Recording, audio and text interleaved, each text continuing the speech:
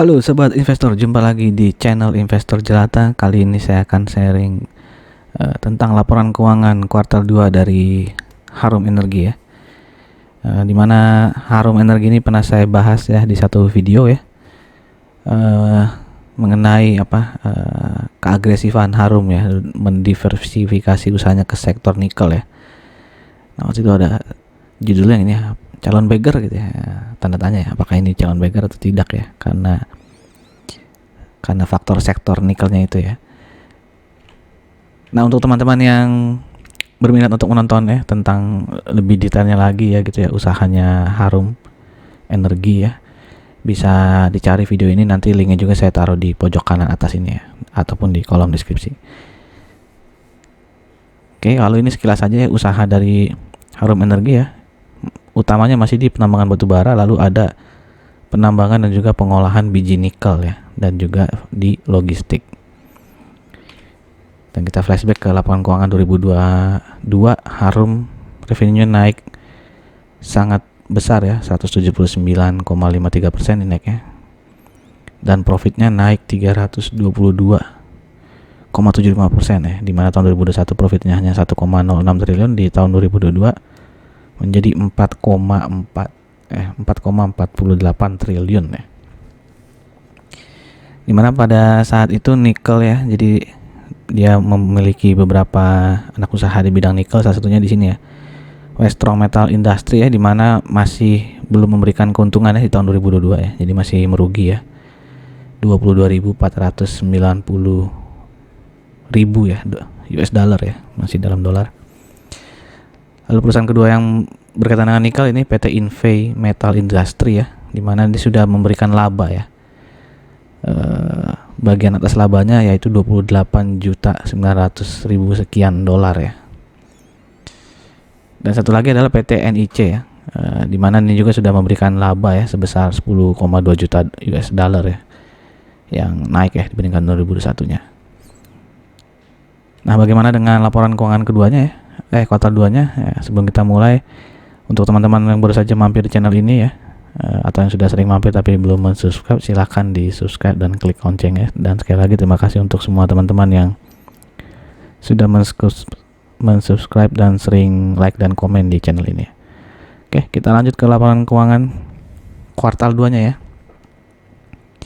dimana revenue turun 10,39% dibandingkan kuartal 2 tahun lalu ya, dan profitnya turun lebih banyak lagi ya, turun 41% dibandingkan kuartal 2 2022 ya, dimana kuartal 2 2022 itu 1,21 triliun, net income-nya sekarang hanya 707 miliar ya. Kalau kita bandingkan kuartal 1 2023 dengan kuartal 2 2023, itu juga terlihat penurunan ya, dimana kuartal 1 itu revenue-nya 4,48 triliun, tapi di kuartal 2 hanya 2,94 triliun ya, alias ada penurunan sebesar 34% ya kalau dibandingkan kuartal 1 2023 ya. Ya, lalu biaya produksinya juga menurun ya, jadi dia bisa menekan biaya produksi ini hanya 1,6 triliun dibandingkan tahun lalu yang 2,01 triliun. Jadi revenue-nya turun 30%, biaya produksinya turun 20% ya.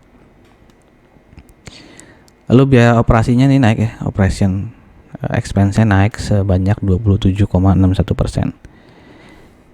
Dan net income-nya turun ya, 54,9%. Kalau tahun lalu kuartal 1 kemarin 1,57 triliun, sekarang hanya 707 miliar ya. Jadi kalau tadi kuartal 3 di tahun ini dibandingkan kuartal 2 tahun ini dibandingkan kuartal 2 tahun lalu itu turun ya, income-nya ya, turun 41,6% ya. Dan kalau kuartal 2 tahun ini dibandingkan kuartal 1 tahun ini juga itu ada penurunan 54,9% ya. Jadi dibandingkan lalu maupun dibandingkan kuartal 1 itu dulunya turun ya. Oke, nah sekarang kita lihat ke bagian pendapatannya ya, dimana pendapatan di sini breakdownnya ada pendapatan batubara maupun yang pendapatan sewa ya, ataupun ada logistik di sini. Nah, pendapatan batubaranya bisa dilihat ini pendapatannya masih naik ya dari batubara ya. Oke. Yang tahun lalu 371.000, sekarang 488.000 ya. Begitupun dengan logistiknya ini pendapatan sewanya juga naik ya. Turun ya kalau pendapatan sewa ya. Yang tadinya 6,4 juta sekarang jadi 3,9 juta saja. Oke, nah nikel itu di mana ya? Nikel itu bagian di ini ya.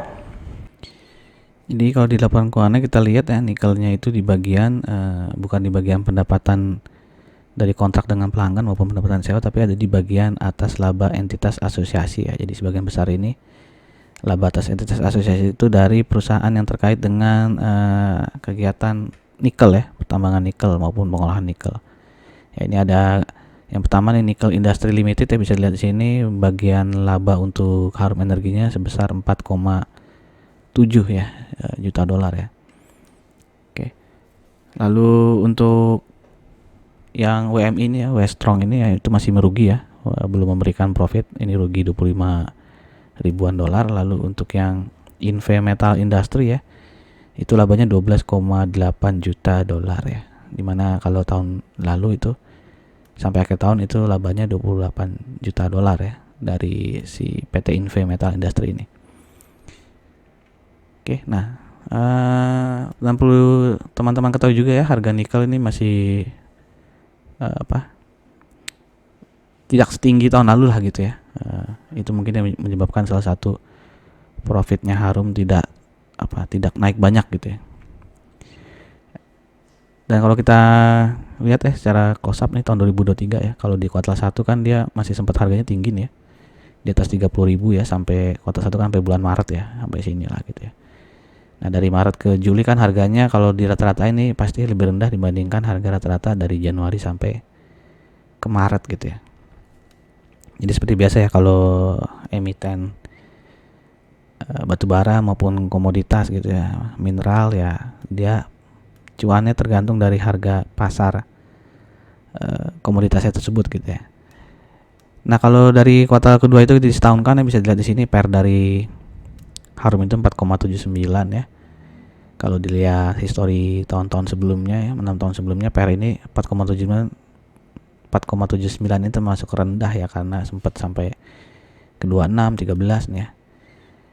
PBV-nya juga masih bisa dibilang rendah, juga enggak lah ya, udah menengah ya, karena dia walaupun sempat ke 3 kali ini, tapi dia sebelum-sebelumnya tuh di 1,2, 1,4 ya, jadi udah mendekati lah dari average PBV-nya Harum ya. ROE-nya masih tinggi ya, 23,94%, dan salah satu kelebihan dari Harum ini ya, hutangnya sedikit gitu ya, DER hanya 15%. Lalu Harum ini juga ya sering memberikan dividen, walaupun dividen payout ratio-nya tidak besar ya, jadi kurang royal dalam membagikan dividen ya. Dimana tahun 2021 itu 18%, 2020 11% ya, lalu sempat 22% ya, 2019 dia absen.